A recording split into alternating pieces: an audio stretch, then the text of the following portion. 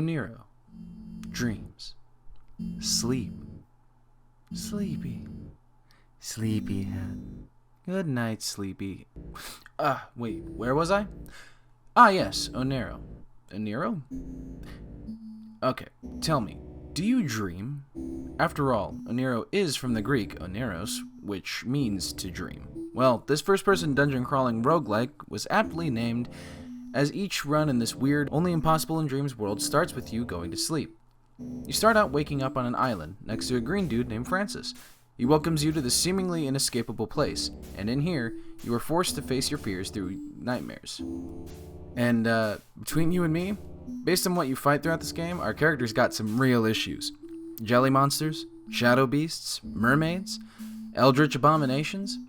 Any Oneiromancer is able to tell me what that could mean? Anyway, moving on. So, Francis is one of the several people trapped out here on this island. Each has their own outlook, but that will change over time as you progress through your own nightmares. You can begin each run by laying down and heading to sleep. In-game, not IRL. We don't want to face our own nightmares yet, or at all. No, I don't have issues, why do you ask? So, onto the runs. They play out like a good old first-person dungeon crawl, and starting out, you have nothing but your fists. Interestingly enough, your fists are also one of the most versatile weapons in the game. Sure, you have swords, karambits, spears, and hammers, each with their own unique mechanics and a few varieties each, but your fists have a more interesting mechanic to them, multiple different combos. See, while most weapons have their linear left-click combo plus an ability on the right-click, karambits counter, hammers have a shockwave, spears can be thrown, etc., the fists have the ability to finish off the combo with a right-click, with each stage of the combo leading to a different finish. For example, 2 lefts and a right results in a chop that stuns smaller enemies, while 3 lefts and a right is a higher damage double hammer fist. The biggest downside, however, will be the range, as of course they have very little of it. They are, however, the only weapon that has an item to specifically boost their damage in addition to any generic ones. Regardless, there's a little bit of something to satisfy most people when it comes to combat. In addition to the weapons, though, you can slay your enemies through environmental means. No, we're not talking global warming. No, the game has a surprising amount of interactivity. We're not talking immersive sim levels of interaction, but definitely more than expected. For starters, you can collapse a ceiling on an enemy. Hell, there's even an achievement for it, or toss a throwing knife, one of the game's several consumable/usable items, and knock a torch off the wall onto an enemy and roast them alive. Speaking of items, you've got consumables such as dice, knives, and duplicators, as well as passive items that we'll discuss in a bit. The consumables can often be found in the jars that are scattered throughout every level. The item system is definitely akin to the likes of Risk of Rain. Honestly, not sure if that franchise originated the gather items for stat boost thing in lieu of more traditional leveling and stat boosting, but who knows?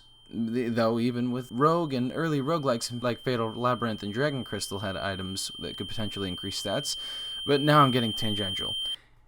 Anyway, also like Risk of Rain and frankly many other roguelikes, there are also shops you can access, though you can risk destroying them by accident as the shops themselves are wall creatures. The eyes you see on a section may be intimidating, and they may be hungry for souls, but I'm sure that's fine. Okay, not souls, but they give you cool stuff in exchange. Things like defensive jelly to boost, well, defense, running shoes to increase movement speed, or even genie lamps to give you extra jumps. Now, extra jumps might seem a tad odd in a rather claustrophobic maze, but on top of being your saving grace from trapped floors, this game actually has some decent verticality to it. You're more than free to climb above the maze itself, and in fact, you're encouraged to. On top, you can find bonus chests, some enemies, even rooms that you would have otherwise been hidden behind walls. Above it all, though, is the maze's core. You make your way up to that, you'll get a significant boost to one of your stats. Then it all falls apart. Literally. The stage disappears and you fall into the pit you may have seen lurking below that we haven't discussed yet. You, as well as any monsters and items you left, will fall. Some will fall outside the pit, so you don't really need to worry about those. Anything you didn't kill toward the center, though, that's coming down to join you with the boss. Still as enemies, of course. And that first boss, an eldritch abomination. You know, giant mass of flesh, many eyes, one mouth, the works. Kill him and you're on to the next stage, which is full of poison enemies, and is a nice change from red to green, with an absolute bitch of a siren waiting below. So up above, though, is a minotaur instead of a core, which drops a pretty nice sword upon defeat.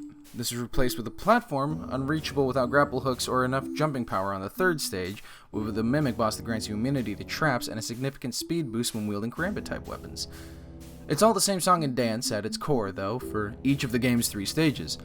One extra little thing you can do is hunt down the Shadow Beast as well. You'll find some walls have a little... Don't say it.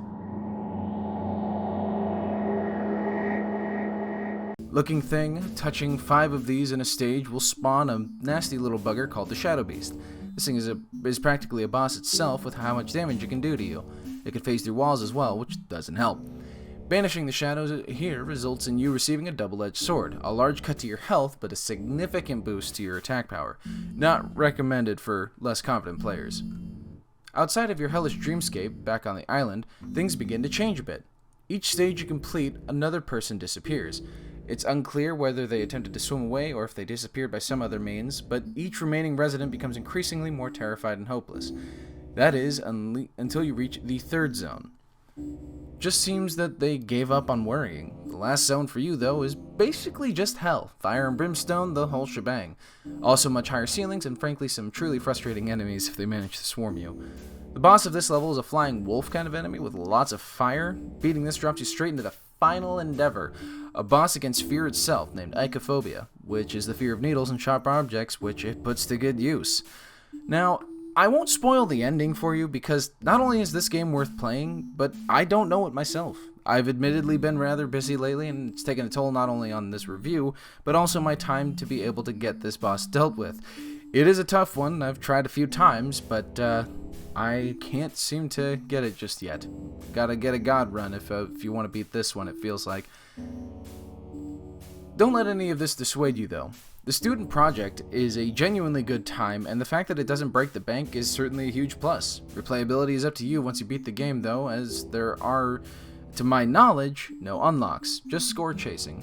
Overall, I can safely recommend this game to anyone looking for a cheap and weird single-player roguelike. Anyway, thanks for tuning in. This has been Phrieksho's Take.